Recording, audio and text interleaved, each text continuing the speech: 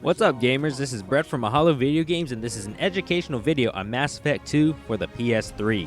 Now this is the first time BioWare's space RPG has graced Sony's console and you may feel like you're missing out on a lot of the story from Mass Effect 1.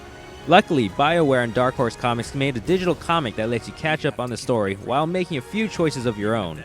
Let's take a look at how well it does at recapping the first game.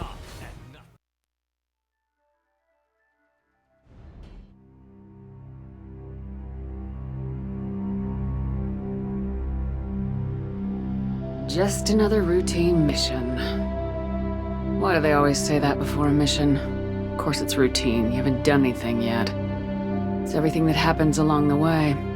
The choices you make, the paths you choose, that turn the routine into anything but.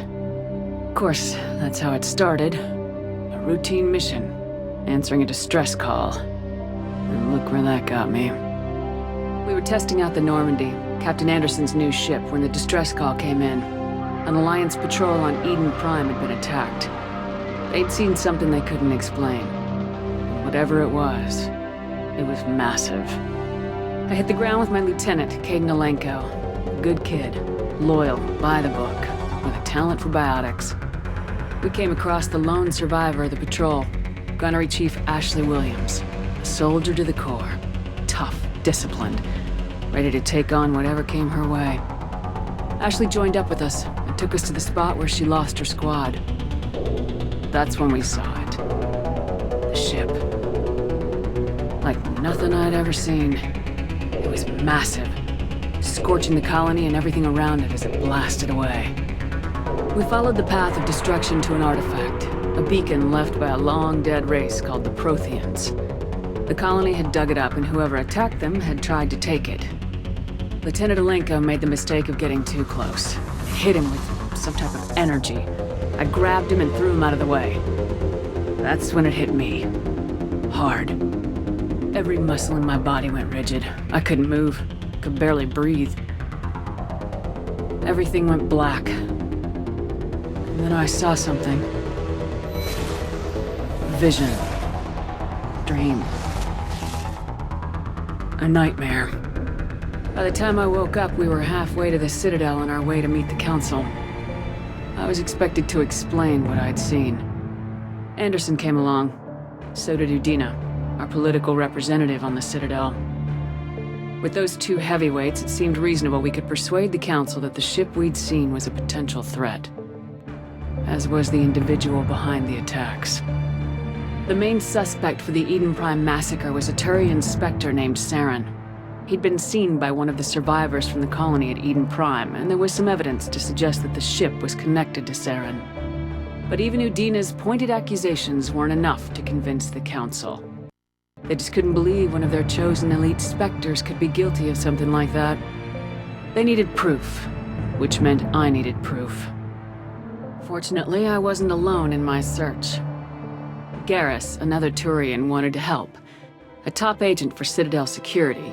Despite orders from his superiors that he shouldn't get involved, he told me he was suspicious of Saren and he had some useful leads. More importantly, he was willing to share them. That led me to Rex, the biggest, nastiest looking Krogan bounty hunter I'd ever seen.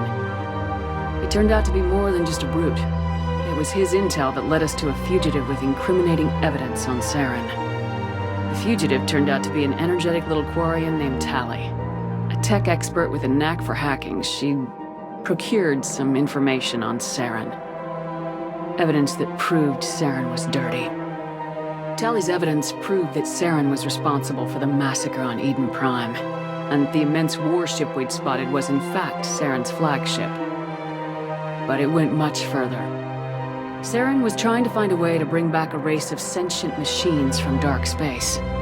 Machines allegedly responsible for cleansing the galaxy of all organic life. These Reapers were blamed for wiping out all life 50,000 years ago, including the Protheans, and disappearing back through the mass relays to dark space, leaving no trace that they'd ever been. That explained why Saren was after the beacon, and it made some sense out of my visions, but not much else. We couldn't convince the Council that the Reapers were a threat. but they agreed Saren had to be stopped. They stripped him of his Spectre status and gave me the honor of becoming the first human Spectre. My first task? Bring down Saren. Anderson decided to stay behind, giving up his ship, the Normandy. He told me I'd need it more than he would. He also pointed me in a direction.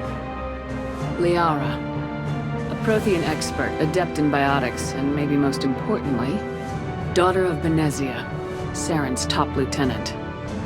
And like most Asari, as beautiful as she is intelligent, and born with a unique ability to meld with other species, Liara was able to help me decipher some of the vision the beacon had given me. Nothing concrete, but it gave me some clues. And a new appreciation for the Asari. Her technique for accessing my vision was unexpected, but not at all unpleasant. Kaidan was a little concerned about the connection I shared with Liara. As commander, I knew either relationship had the potential to interfere with the mission. I told Liara about how I felt. Apparently, she felt it too. But we agreed we wouldn't let it get in the way of our mission, finding Saren. Thanks to Liara's help, we had our next lead, Benezia. Saren had taken her to Noveria, where he'd enslaved the queen of a dangerous race of insect-like creatures, the Rachni. He ordered Benezia to use the same technique Liara had used on me to extract information from the Rachni queen. The queen's drones were everywhere, and they were not happy. We had to fight through hundreds of them to get to Benezia. By the time we arrived, Saren was gone, with the information. I tried to reason with Benezia, but Saren had indoctrinated her. He had somehow acquired the ability to control people's actions and wills. Benezia wouldn't surrender, and Liara was forced to watch her mother die in her arms. And I was left with an angry, dangerous Rachni queen to deal with. She claimed her drones would do no harm if I released her. But the Rachni had terrorized the galaxy before. So that was the first half of the digital comic that recaps the story from Mass Effect 1.